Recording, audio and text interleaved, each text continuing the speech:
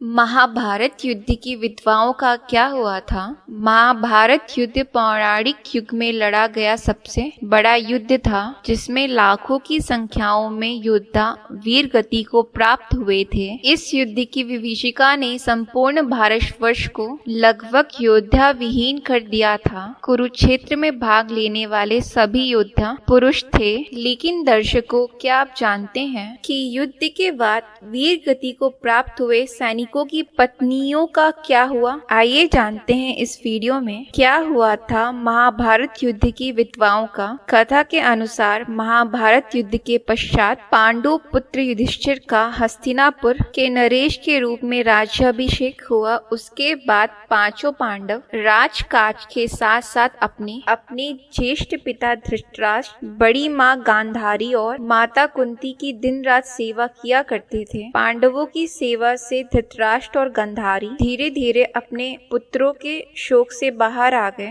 इसी तरह 15 वर्ष का समय बीत गया। तब एक दिन धृतराष्ट्र ने युधिष्ठिर से कहा, हे युधिष्ठिर, अब हम बचा हुआ अपना जीवन वन में बिताना चाहते हैं, इसलिए हमें जाने की आज्ञा दो। अपने ज्येष्ठ पिता की बातों को सुनकर युधिष्ठिर दुखी हो गए, परंतु विदुर के समझाने पर उन्होंने धृतराष्ट्र सहित माता कुंती और विदुर को वन जाने की आज्ञा दे दी। उसके अगले दिन धृतराष्ट्र, गांधारी, कुंती, विदुर और संजय सन्यासी का रूप धारण कर वन को प्रस्थान कर गए। उसके पश्चात पांचों पांडव हर समय अपनी प्रजा के सेवा में लगा रहते थे। पांडवों की सेवा से हस्तिनापुर की प्रजा तो खुशहाल थी, लेकिन उस युद्ध में विधवा हुई स्त्रियां शोक में अक्सर रोया करती थीं, पर इसका आभास अपने राजा को ना होने देती। कुछ दिन बाद पांडवों में सबसे छोटे सहदेव को माता कुंती से मिलने की इच्छा हुई। सहदेव ने अपनी इच्छा को बाकी चारों पांडवों से कहा। सहदेव की बातें सुनकर शेष तीनों पांडव भीम, अर्जुन, नकुल और उनकी पत्नियों के मन में भी माता कुंती से मिलने की इच्छा जागृत हो उठी। यह देख हस्तिनापुर नरेश युधिष्ठिर ने वन जाने के लिए आवश्यक तैयारियां करने का आदेश दे दिया।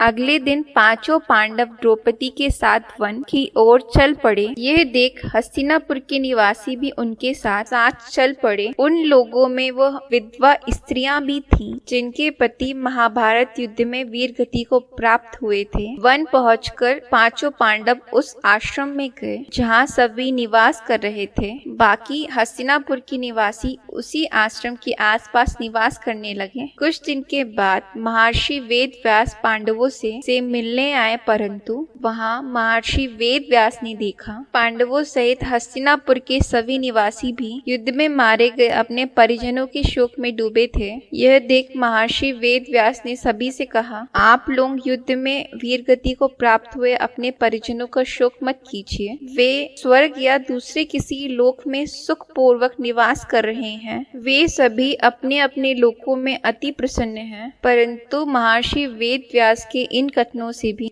उन लोगों का शोक नहीं दूर हुआ। तब महर्षि वेद व्यास ने सभी से कहा कि आप लोगों को मेरे द्वारा कही गई बातों पर विश्वास नहीं हो रहा है, तो आज रात मैं आप सभी को आप लोगों के परिजनों से मिलवाऊंगा।